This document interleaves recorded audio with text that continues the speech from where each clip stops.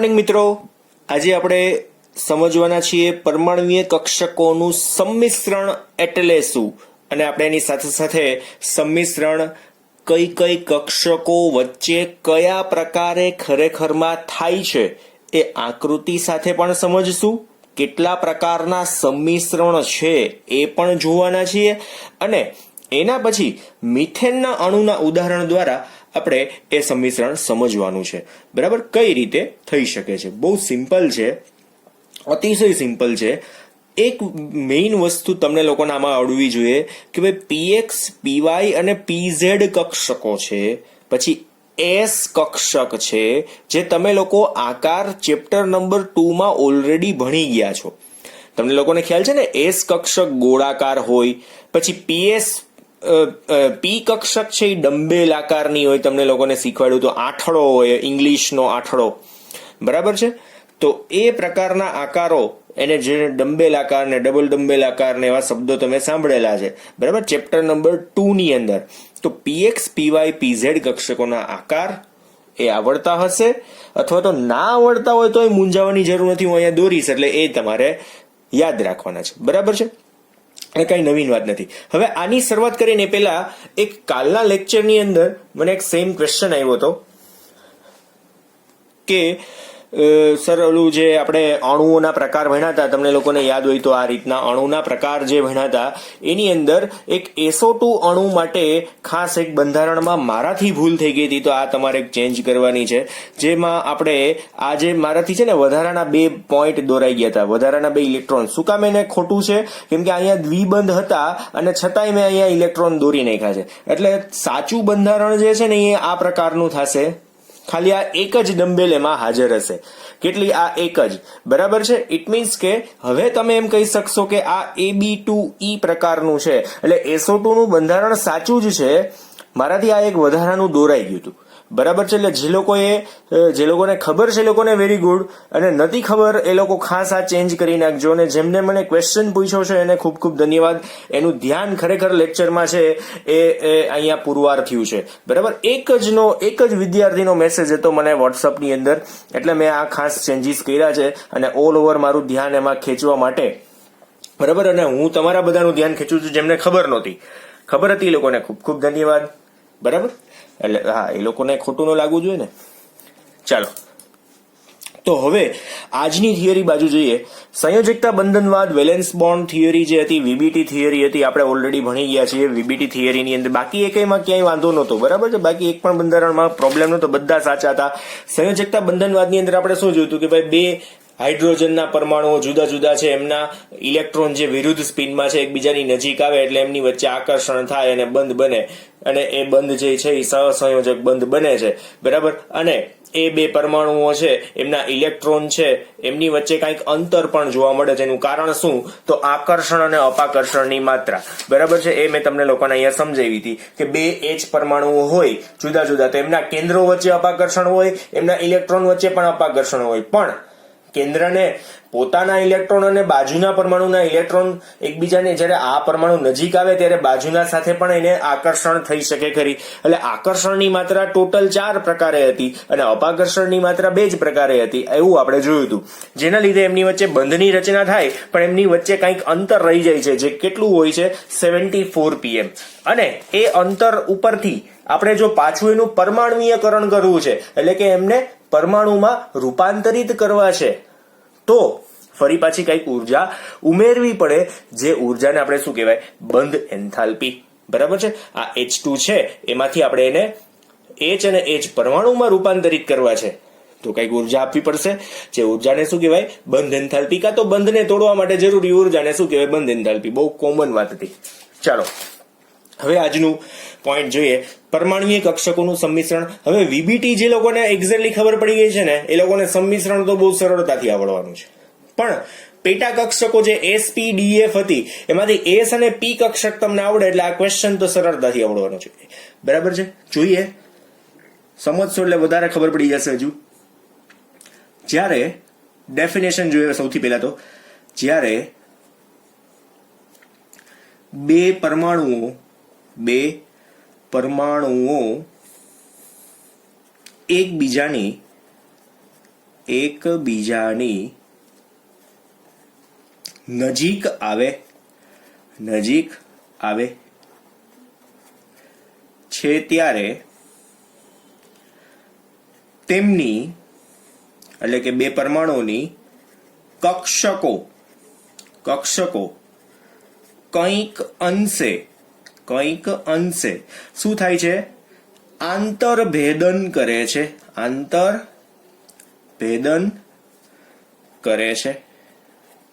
હવે એ આંતરભેદન કેવું હોય ને એવું તમને હમણાં દોરીશ ને કક્ષકો એટલે વધારે ખબર પડશે. બરાબર, એકબીજા વચ્ચે શું કરે છે? આંતરભેદન કરે છે. તેઓ વચ્ચે થતા આ આંશિક એટલે થોડાક આંતરભેદનને એટલે એક પ્રકારે છેદવું થાય. આમ છેદવું, બે આમ ટચ થઈ જાય. આ છે ને ટચ થયેલું છે. આંતરભેદનમાં શું થાય કે એકબીજા ઉપર ઓવરલેપ થઈ જાય, ભેગી થઈ જાય, સાવ એટલે સાવ. બરાબર છે, એટલે આંતરભેદન કરે છે. આંશિક આંતરભેદન છે તેને શું કહેવાય? પરમાણ્વીય કક્ષકોનું સંમિશ્રણ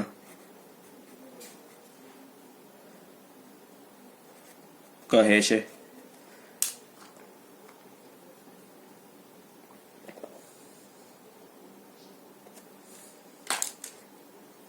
આંતરભેદનને આપણે આને કાઢી નાખીએ એટલે વાક્ય રચનામાં થોડોક પ્રોબ્લેમ થઈ ગયો તો એને ચેન્જ કરીએ. રેડી થઈ ગયું. જ્યારે બે પરમાણુઓ એકબીજાની નજીક આવે છે ત્યારે તેમની કક્ષકો કંઈક અંશે શું કરે છે? આંતરભેદન કરે છે. તેઓ વચ્ચે થતા આ આંશિક આંતરભેદનને પરમાણુય કક્ષકોનું શું કહેવાય? સંમિશ્રણ કહે છે. હવે સંમિશ્રણના જુદા જુદા પ્રકાર જોઈએ. સંમિશ્રણ 3 પ્રકારના હોય છે. આ સંમિશ્રણ કેવું હોય? ધન, ઋણ અને શૂન્ય હોઈ શકે. કોઈ પણ પ્રકારે હોઈ શકે. બરાબર છે. જેનો આધાર કોના ઉપર હોય છે? ધન, ઋણ અને શૂન્ય કોના ઉપર? જેનો આધાર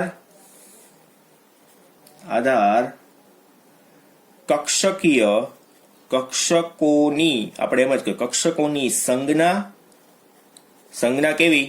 માઇનસ અને પ્લસ જે હોય છે એ સંજ્ઞા હમણાં જોશું. અને દિક વિન્યાસ એને આપણે ટૂંકમાં કહેશું દિશા. દિક વિન્યાસને ટૂંકમાં ખાલી કહેશું એની ગોઠવણીની દિશા. બરાબર છે. દિક વિન્યાસની દિશા પર હોય છે. દિક વિન્યાસ એટલે આપણે લખીએ ગોઠવણી. આને હું કાઢી નાખું છું. દિક વિન્યાસ એટલે આપણે શું કહેશું? એને ગોઠવણી. વળી પાછું એમ થાય કે બેયને કેમ એક જ સરખું કીધું? દિશાની ગોઠવણી. એમ ગુજરાતીમાં આપણે એવું બોલી શકશું, દિશાની ગોઠવણી. બરાબર છે. હવે ધન, ઋણ અને શૂન્ય નો આધાર કોની ઉપર છે? તો આપણે એ બે વાત થઈ ગઈ. કોના ઉપર છે? તો પ્લસ અને માઇનસ જે સાઇન છે એની ઉપર અને એમની કક્ષકોની ગોઠવણી ઉપર. તો કઈ રીતના માઇનસ પ્લસ ને બધું આવે છે એ આપણે જોઈએ. ધ્યાન આપજો આમાં. જો બંધ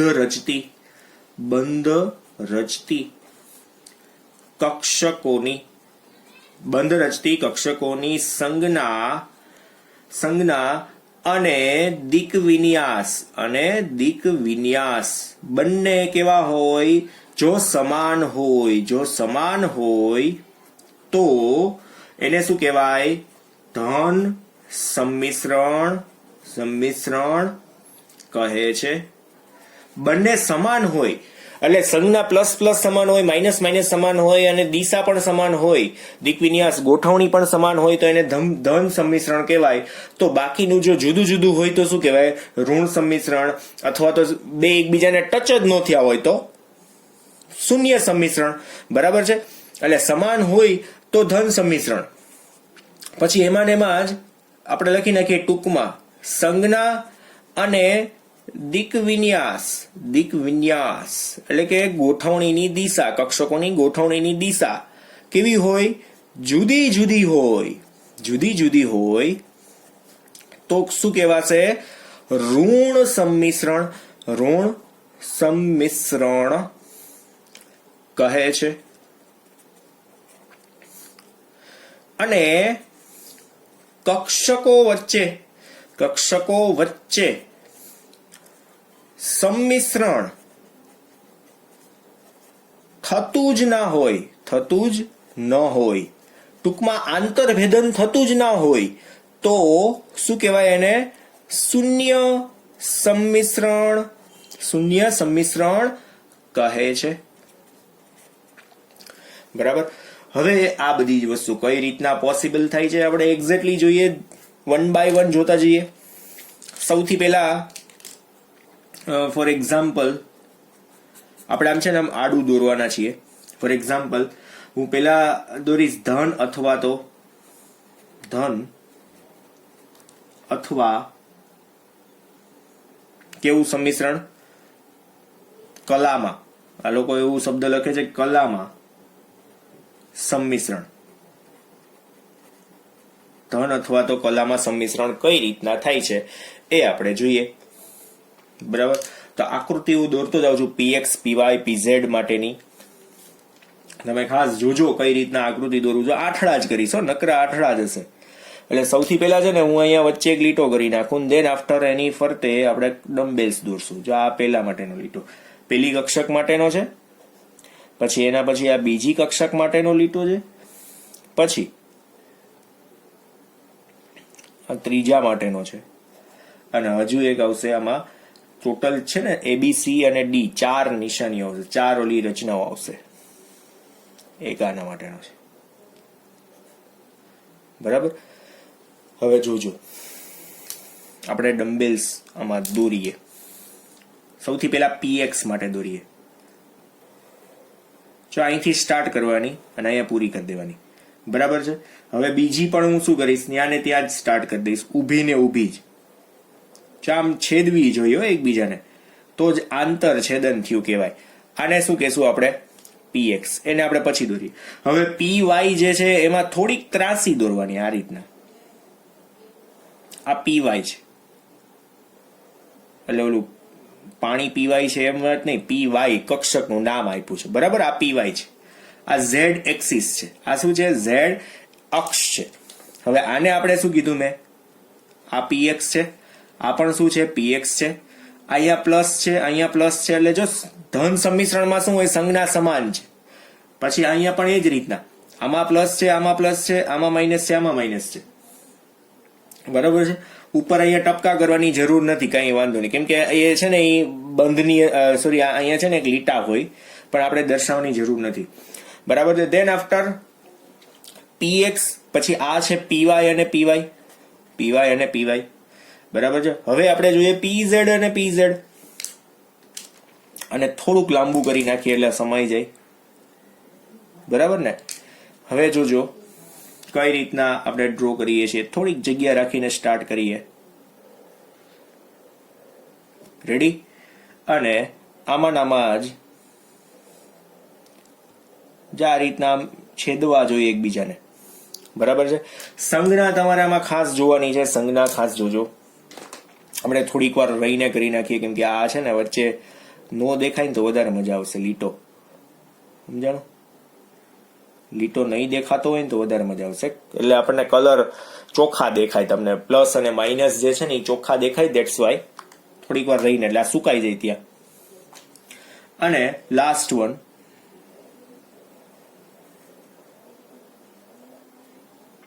જો આ એસ કક્ષક દોરું છું. એસ કક્ષક માત્ર ગોળાકાર હોય. કેવી હશે? માત્ર ને માત્ર ગોળાકાર. આ કઈ દોરી છે મેં? અહીંયા પણ પીઝેડ છે અને આ પણ પીઝેડ છે. બંને આઠડા જે છે ને એ પીઝેડ ના છે. પછી આ જે છે ને એ પીઝેડ અને એસ પ્રકારનું સંમિશ્રણ છે. પીઝેડ અને એસ નું. બરાબર છે. હવે આમાં પણ હું અહીંયા છે ને કાઢી નાખું છું એટલે વધારે મજા આવશે મને અને તમને બેયને. ખરેખરમાં પેલા પોઝિટિવ નેગેટિવ સાઇન કરી નાખવાની હોય. ચલો હવે આમાં સાઇન કરી દઈએ આપણે એક્ઝેક્ટલી. જો અહીંયા માઇનસ છે, અહીંયા શું આવશે? પ્લસ. આમાં પણ શું આવશે? પ્લસ. અને અહીંયા શું આવશે? માઇનસ. બરાબર છે. સેમ એઝ અહીંયા પ્લસ, અહીંયા પણ પ્લસ અને અહીંયા શું આવશે? માઇનસ. બરાબર. ઉપર એવું નહીં, આખાની અંદર જ આવે. આ તો અહીંયા થોડુંક વેટ કન્ડિશન છે, હજુ ભીનું છે, ધેટ્સ વાય એમાં જો સ્કેચ પેનમાં કલર થઈ જાય છે વ્હાઇટ કલર, એટલા માટે. ચલો તો આ પહેલા તો ધન સંમિશ્રણ ખબર પડી. શું કર્યું? પીએક્સ પીવાય જે પીએક્સ કક્ષકો છે ઊભી છે, પીવાય છે એ થોડીક આડી છે અને પીઝેડ છે એ સાવ આડી છે. પછી પીઝેડ અને એસ પ્રકારનું સંમિશ્રણ. બધામાં એકબીજાને બધા છેદવા જોઈએ. જો બધામાં આંતર છેદન થાય છે, આંતર ભેદન થાય છે, તો આ સંમિશ્રણ થયું છે, તો ધન સંમિશ્રણ છે. હવે એમાં ને એમાં જ આપણે ઋણ સંમિશ્રણ જોઈએ, જેમાં શું થશે? પ્લસ માઇનસ સાઇન હશે. બરાબર છે. એટલે હું અહીંયા લખીશ ઋણ અથવા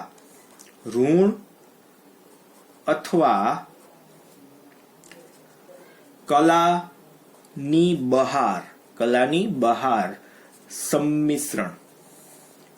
તો ઋણ સંમિશ્રણની અંદર શું થશે? તો હવે હું છે ને જો પેલા આઠડા કરીશ ને ધેન આફ્ટર લીટો કરીશ એટલે વધારે મને મજા આવશે. બરાબર. આ તો તમને દોરવા માટેની સાદી એક કન્ડિશન શીખવાડતો હતો. ચાલો હવે આપણે પીએક્સ અને પીવાય દોરીએ. જો પેલા જ આઠડો મેં કરી નાખ્યો છે.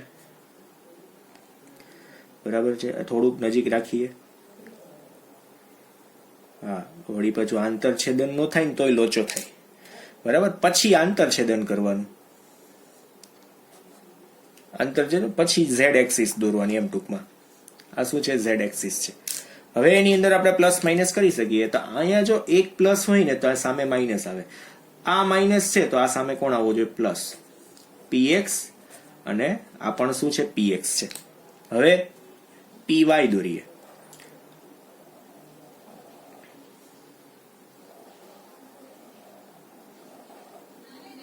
થોડાક આપણે આંતરછેદન બતાવીએ આના. બરાબર. આ રીતના છે. અને પછી ઝેડ એક્સિસ ને દોરી નાખવું અહીંયા. Z axis. હવે આ ઝેડ એક્સિસ છે. આની અંદર પ્લસ માઇનસ બતાવી દે. અહીંયા પ્લસ, અહીંયા માઇનસ, અહીંયા માઇનસ, અહીંયા પ્લસ. અને આ છે પીવાય અને પીવાય. બરાબર. તેન આફ્ટર પીઝેડ. પીઝેડ માં શું થશે? બે આઠડા આ રીતના બતાવવાના. અને એમાં જે આંતરભેદન છે કઈ બાજુથી? અહીંયાથી આમાં આપણે આમ બતાવી દેવાનું. બરાબર છે. અંદર બતાવવાની કઈ જરૂર નથી. એ તો ઓલામાં આપણે એવું બતાવ્યું હતું. હવે આમાં પ્લસ માઇનસ સંમિશ્રણ કેવું? તો અહીંયા માઇનસ છે, અહીંયા પ્લસ છે, અહીંયા માઇનસ છે અને અહીંયા પ્લસ છે. આ પીઝેડ છે અને આ આઠડો પણ શું છે? પીઝેડ છે. અને લાસ્ટ વન આની અંદર શું આવશે? પીઝેડ અને એસ. તો એમાં પણ વિરુદ્ધ સાઇન. આમાં જો વિરુદ્ધ સાઇન છે, ઓલામાં બે સરખી સાઇન સરખી હતી. બરાબર, બતાવેલી હતી. અને લાસ્ટ પેલા અહીંયા આઠડો આવશે, દેન આફ્ટર અહીંયા જ આપણે રાઉન્ડ ડ્રો કરી નાખીએ. અને દેન હું અહીંયાથી ઇન કરું છું અને અહીંયાથી આઉટ કરું છું. અને બરાબર. આ ઝેડ એક્સિસ છે. આની અંદર આ જો પોઝિટિવ ચાર્જ હોય તો આ નેગેટિવ છે. આ પણ કેવો આવશે? પોઝિટિવ. પછી તમે તમારી રીતે બતાવી શકો આને. આ કઈ છે? પીઝેડ કક્ષક છે ને આ કઈ છે? એસ કક્ષક છે. એટલે આ રીતના આપણે દોરવાની છે. આ ઋણ સંમિશ્રણ થઈ ગયું. અને હવે જોઈએ શૂન્ય સંમિશ્રણ, જેમાં કોઈ એક પ્રકારનું સંમિશ્રણ જ નથી. એને શૂન્ય સંમિશ્રણ. શૂન્ય સંમિશ્રણ. એની અંદર કઈ રીતના કક્ષકો ગોઠવાય છે? તો પેલા હું પીઝેડ અને એક્સ એ દોરી નાખ. પીઝેડ આપણે પીએક્સ અને એસ કક્ષક દોરીએ. જો તો આ પીએક્સ છે અને અહીંયા બાજુમાં જ હું અહીંયા એસ કક્ષક ડ્રો કરું છું. હવે એમાં શું થશે? તો અહીંયાથી બહાર નીકળશે આ રીતના. બરાબર છે. આ જે છે એ શું છે? ઝેડ એક્સિસ છે. ઝેડ એક્સિસ છે. પછી આને આપણે પીએક્સ કહેશું અને આ એસ કક્ષક કહેશું. તો આમાં ક્યારેય સંમિશ્રણ થશે ને. જો પોઝિટિવ અને નેગેટિવ કોઈ એકબીજાને છેદવાના નથી. ખાલી નજીક છે એમ જ સમજવાનું, આ બે એકબીજાની નજીક છે, છેદી શકશે નહીં. અને પીએક્સ અને પીવાય જોઈ લઈએ, પીએક્સ અને પીવાય પણ જોઈએ તો એ કેવી રીતના થાય છે જોજો. પીએક્સ ક્યાંય હશે અને પીવાય ક્યાંય હશે, છે એકમાં જ, ઝેડ એક્સિસ ઉપર જ છે, પણ બે આઘા આઘા પોતપોતાની રીતે હશે. પ્લસ માઇનસ, આ છે પીએક્સ, આ છે પી વાય, બરાબર છે. અને આપણે પીઝેડ કહીએ, સોરી આમ કરી નાખીએ, પીઝેડ કરી નાખીએ. ખરેખરમાં પીઝેડ છે ને કેવી હોય, આમ ત્રાસી હોય છે. આને આપણે સીધી રીતના દર્શાવવાની ટ્રાય કરી, બરાબર, બીજું કાંઈ નથી. તો પણ અહીંયા શું આવશે, પીએક્સ હોય તો આ રીતના આપણે ઊભી દોરીએ, પીએક્સ કક્ષકો ઊભી, પીવાય છે આડી, બરાબર છે, જે મેં રીતના દોરી છે. અને આ છે અક્ષને લંબ રૂપે, સોરી સમાંતર જ હોય છે, આ લંબ રૂપે હોય. પીએક્સ કક્ષકો અક્ષને લંબ રૂપે હોય છે અને પીઝેડ કક્ષકો છે ને એ અક્ષને સમાંતર રીતે હોય છે, અક્ષને સમાંતર રીતે, બરાબર. આ ગોઠવણી છે, ખાલી માત્ર ગોઠવણી છે અને માત્ર સમજૂતી છે. અને સ્પેશિયલી તમને જો દોરવાનું કે ધન ઋણ અને શૂન્ય સંમિશ્રણ એટલે શું સમજાવો, તો આપણે કેટલું લખવાનું થાય, તો આ ધન ઋણ અને શૂન્ય સંમિશ્રણની ડેફિનેશનો થોડીક થોડીક લખવાની અને આટલું લખવાનું બસ. બાકી ક્વેશ્ચનની અંદર શું આવશે, તો આ વ્યાખ્યા અને હવે જે CH4 ના ઉદાહરણથી આપણે સમજૂતી જે લેવાના છીએ એ આપણે હવે સમજવાની છે. હવે દાખલા તરીકે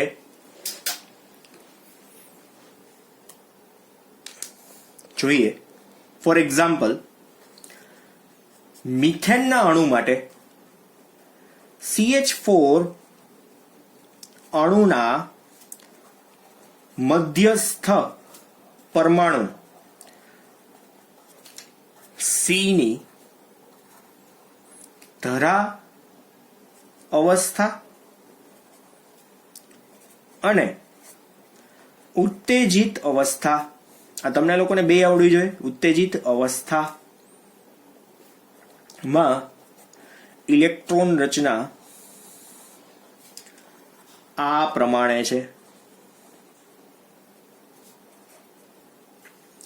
તો તમને લોકોને ધરા અવસ્થાની ઇલેક્ટ્રોન રચના ખબર હોવી જોઈએ, કેવી રીતના પોસિબલ થશે. લખીએ આપણે ધરાવસ્થા અને અહીંયા લખી નાખું ઉત્તેજિત અવસ્થા. બેની ઇલેક્ટ્રોન રચના તમને લોકોને ખ્યાલ છે, ઇલેક્ટ્રોન રચના આવડે છે.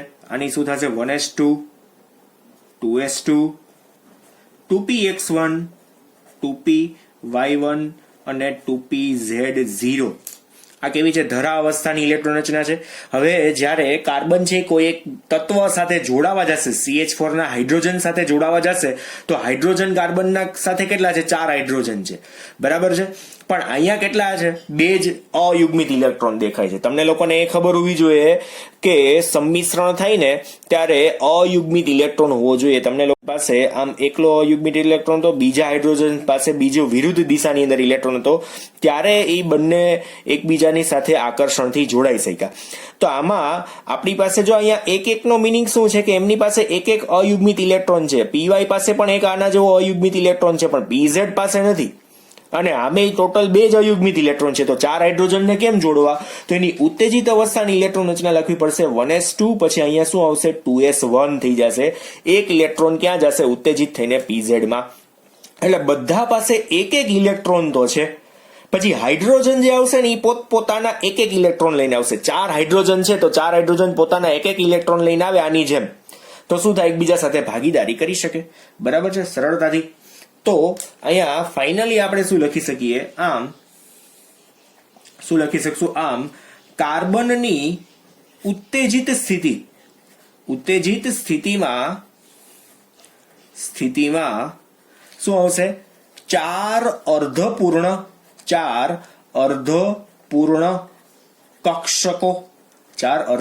કક્ષકો શું કરશે, તો કે ભાઈ 4 હાઇડ્રોજનની 4 H પરમાણુની શું આવશે, 1s1 અર્ધપૂર્ણ કક્ષક, અપૂર્ણ અથવા તો આપણે શું કહીશું અર્ધપૂર્ણ કક્ષકો ની સાથે શું થશે? સંમિશ્રિત થાય છે, સંમિશ્રણ પામી શું બનાવે છે? 4CH બંધ બનાવે છે. કઈ રીતના ખબર છે? હું તમને છે ને બોક્સ દોરીને કહું. દાખલા તરીકે આપણી પાસે કાર્બન છે, જોજો. દાખલા તરીકે એમાં ને એમાં જ કાર્બન છે. એની ઇલેક્ટ્રોન રચના મેં શું લખી ખબર છે? હું શું કરીશ હવે? બોક્સ વાળી દોરી નાખું. બરાબર, આ 1s નું બોક્સ છે, આ 2s નું બોક્સ છે, પછી આ 2px 2py અને 2pz ના 3 બોક્સ છે. બરાબર, આ તો હવે તમને લોકોને ખબર પડશે ને કે આ 1s છે, આ 2s છે, પછી આ 2px છે, પછી આ 2py છે અને આ 2pz છે. તમે લોકો આવી ઇલેક્ટ્રોન રચના લખી જ છે. અને આ ઇલેક્ટ્રોન રચના આપણે જે લખીએ છીએ એ કઈ છે? ઉત્તેજિત અવસ્થા છે. ઉત્તેજિત અવસ્થા ની ઇલેક્ટ્રોન રચના એટલે કઈ? આ જે છે ને ઈ ઇલેક્ટ્રોન રચના લખું છું. હવે ઇલેક્ટ્રોન એની અંદર હું ફિલઅપ કરું. જોજો આની અંદર કેટલા ઇલેક્ટ્રોન છે? તો અહીંયા 1s માં 2 ઇલેક્ટ્રોન છે, 2s માં એક જ ઇલેક્ટ્રોન છે, 2px માં એક જ ઇલેક્ટ્રોન છે, 2py માં પણ એક ઇલેક્ટ્રોન છે, 2pz માં પણ શું છે? એક ઇલેક્ટ્રોન જ છે. બરાબર છે. હવે બધામાં સિંગલ અર્ધપૂર્ણ ભરાયેલી કક્ષકો છે, 4 અર્ધપૂર્ણ ભરાયેલી કક્ષક. અને હાઇડ્રોજન કેટલા છે આપણી પાસે? હાઇડ્રોજન ટોટલ કેટલા હાઇડ્રોજન છે? 4 હાઇડ્રોજન છે ને? CH4 માં હાઇડ્રોજન કેટલા હોય? તો કે ભાઈ 4 હાઇડ્રોજન છે આપણી પાસે. તો 4 હાઇડ્રોજન છે ને એ કેવી રીતના જોઈન્ટ થશે એ જુઓ. 4 હાઇડ્રોજનને આપણે જોઈન્ટ કરીએ એના માટે હું અહીંયા ગ્રીન કલર થી કરી નાખું છું. દાખલા તરીકે આ હાઇડ્રોજનની સેલ છે, ટોટલ 4 હાઇડ્રોજન છે ને, તો 4 સેલ જુદી જુદી આપણે બનાવવી પડશે. 4 ની 4 ને આપણે ભેગા આમ ન દોરી શકીએ, પણ જુદી જુદી બતાવીએ. હવે એની અંદર શું છે? તો પેલો હાઇડ્રોજન છે ને એમાં આપણે આમ ઊંધી સ્પિન દોરીએ. શું કામ? એને કેમ કે આની સાથે જોઈન્ટ થવું છે ને, એટલે આપણે ઊંધા દોરીએ એટલે એ જોઈન્ટ થઈ જાય. તો આ બધી 4 હાઇડ્રોજનની કઈ કક્ષક છે? તો આ 4 હાઇડ્રોજનની કઈ કક્ષક છે ખબર છે? 1s કક્ષકો છે. કઈ કક્ષકો છે? 1s કક્ષકો. આ 1s માં 1 હાઇડ્રોજન ઇલેક્ટ્રોન રચના 1s છે ને, 1s1 જો મેં લખી છે 1s1 હાઇડ્રોજનની ઇલેક્ટ્રોન રચના શું છે? તો 1s1. તો એક ઇલેક્ટ્રોન બધામાં છે. ઊંધો શું કામ દોર્યો? કેમ કે આની સાથે સંમિશ્રણ કરવાનું છે. આમની વચ્ચે શું કરવાના છે? બંધ બનાવવાના છે. તો જો અહીંયા મેં શું લખ્યું છે કે સંમિશ્રણ પામીને 4CH બંધ બને છે. તો જો 1 2 3 4 ટોટલ 4CH બંધ આ રીતના બને છે. બહુ સિમ્પલ છે આ. બરાબર છે. એટલે આ રીતના જ આની અંદર રચના બને છે. તો કાર્બન પરમાણુની પી કક્ષકો એકબીજાને ટૂંકમાં જો અહીંયા પી કક્ષકો છે એકબીજાને 90 ના ખૂણે આપેલી છે અને 3CH બંધ 90 ખૂણે ટૂંકમાં ગોઠવાય છે. પણ જે 2s કક્ષક છે એનો ખૂણો કંઈક અલગ હશે. ગોળાકારના લીધે એકબીજા સાથે દિશામાં ટૂંકમાં જુદી જુદી દિશામાં સંમિશ્રણ પામે છે. બરાબર, આપણે ચોક્કસ રીતે એને કહી શકતા નથી કે કઈ રીતના સંમિશ્રણ પામે છે. એટલે ટૂંકમાં પરમાણુ કક્ષકોનું સંમિશ્રણ સદિશ ગુણધર્મ ધરાવતું નથી. આપણે એમ પણ સાથે કહી શકશું. એટલે ફાઇનલી કન્ક્લુઝનમાં જઈએ. બરાબર છે. અહીંયા આપણી ટૂંકમાં એક્ઝામ્પલ તમારું પૂરું થઈ ગયું છે. હવે સામાન્ય વાત કરી દઈએ. ફાઇનલી ધ્યાન આપજો. કાર્બન પરમાણુની 3 પી કક્ષકો એકબીજાને 90 ડિગ્રીના ખૂણે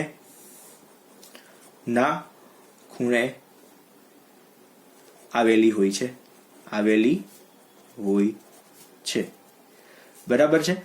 એટલે ટૂંકમાં 90 ડિગ્રીનો ખૂણો. એટલે આપણે એમ કહી શકશું એટલે 3CH બંધ જે છે, 3CH બંધ બીજાથી 90 ડિગ્રી ખૂણે જોવા મળે છે. બરાબર છે. પણ અહીંયા શું થશે? પરંતુ શું આવશે? 2s કક્ષક છે એ H ની 1s કક્ષક સાથે ગમે તે દિશામાં સંમિશ્રિત પામી શકે, કારણ ગોળાકાર હોવાથી.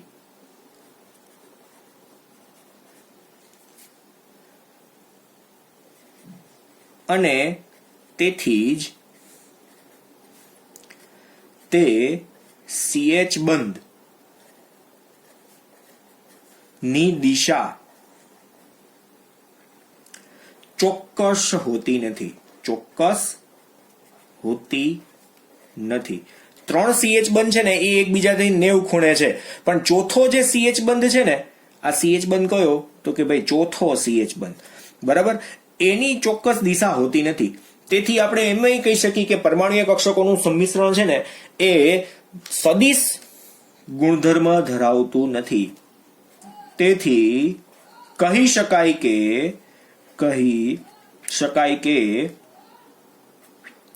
પરમાણવીય કક્ષકોનું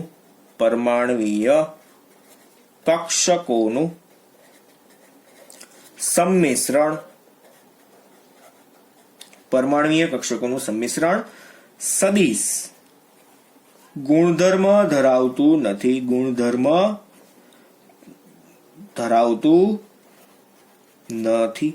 શું કામ એને આપણે ગુણધર્મ ધરાવતું નથી એમ કીધું? સદિશ શું કામ નથી? કેમ કે ચોક્કસ દિશાની અંદર આપણે કહી જ નથી શકતા કે આ દિશાની અંદર એ બંધ બનાવે છે. એ તો ગમે તે દિશાની અંદર બંધ બનાવી શકે, કેમ કે ગોળાકાર છે. 3 બંધમાં તો આપણે ચોક્કસ કહી દીધું કે ભાઈ 3 બધા 90 ડિગ્રીના ખૂણા ઉપર એકબીજા સાથે ગોઠવાઈ ગયા છે. પણ ચોથો બંધ છે એમાં S કક્ષકોનું સંમિશ્રણ થાય છે, જે ગોળાકાર હોવાના લીધે, બરાબર છે, એના આકાર મેં તમને લોકોને દર્શાવ્યો છે. ગોળાકાર જે છે S કક્ષક છે એ કોઈ પણ દિશાની અંદર બંધ બનાવી શકે છે. ધેટ્સ વાય આપણે એમ કહી શકીએ કે આ જે સંમિશ્રણ છે એ અનિશ્ચિત હશે, કોઈ પણ દિશામાં હશે, જેનાથી આપણે ખૂણો ચોક્કસ રીતે જાણી શકતા નથી, પણ સ્પેક્ટ્રોસ્કોપીથી જાણી શકાય છે કયા ખૂણે છે. એટલે ફાઇનલી જો આવો MCQ પૂછાય કે પરમાણુય કક્ષકોનું જે સંમિશ્રણ છે એ કયો ગુણધર્મ ધરાવે છે, તો ખાસ તમારે આવું એક MCQ અહીંયા બને છે. કયો ગુણધર્મ ધરાવે છે? સદિશ ગુણધર્મ ધરાવે છે, બરાબર. પછી આ 4 ડેફિનેશનોને ખાસ તમારે યાદ રાખવાની છે. આ અલગથી ક્વેશ્ચન બની શકશે, આખો અલગથી ક્વેશ્ચન. જો તમને લોકોને આ ક્વેશ્ચન પૂછાય છે, મેં તમને જે લખાવ્યો છે એ, તો એમાં શું આવશે? તો આ વ્યાખ્યા, પછી શું આવશે? સંમિશ્રણ કઈ રીતે થાય છે એ, કોના આધારે થાય છે એ, અને પછી સીધું આપણે આ ઉદાહરણ તમારે ત્યાં સમજાવવાનું છે. ઉદાહરણ અને એનું ફાઇનલી કન્ક્લુઝન, બરાબર છે. આટલી જ વસ્તુ સમજાવવાની છે. અહીંયા વચ્ચે આ જે ક્વેશ્ચન છે અલગ બની જાય છે. મેં તમને પહેલા કીધું એમ 3 સંમિશ્રણ એટલે શું, તેના પ્રકાર જણાવો. તો આ 3 ડેફિનેશન અને આ 3 ટોટલ પ્રકાર દર્શાવવાના છે, ધન, ઋણ અને શૂન્ય સંમિશ્રણ, બરાબર છે. તો આજે આપણે અહીંયા સુધી રાખીએ. વ્યવસ્થિત નોટ ડાઉન કરજો. ટેક્સ્ટ બુકમાં જોવાની કોઈ જ જરૂર નથી, કેમ કે એઝ એ ક્વેશ્ચન તમે ભણવા માંગો છો તો અહીંયા હું જે કરાવું છું એ જ રીતે તમારે આગળ વધવાનું છે. બાકી ટેક્સ્ટ બુકમાં વર્ડ્સ જે છે એ લોકોએ થોડાક મિશ્રિત કર્યા છે, સમજૂતીને આડાવડી કરી નાખી છે, અને મેં સીધી કરીને કમ્પ્લીટ તમને બતાવવાની ટ્રાય કરી છે, બરાબર છે. અહીંયા સુધી રાખીએ. વ્યવસ્થિત નોટ ડાઉન કરજો. કલરફુલ નહીં કરો તો ચાલશે, સિંગલ કલર થી લખશો તો પણ ચાલશે. આ તો અહીંયા થોડુંક છૂટું દેખાય એટલા માટે હું કલરનો યુઝ કરું છું, બીજું કાંઈ જ નથી, બરાબર. તમને જોવાની મજા આવે, દોરેલું જોવાની મજા આવે, પીડીએફમાં પણ જોવાની મજા આવે, ધેટ્સ વાય. અને તમારે કલર યુઝ કરવા હોય તો કરી શકો, બરાબર ને. ચાલો, તો અહીંયા સુધી રાખીએ આપણે. Thank you.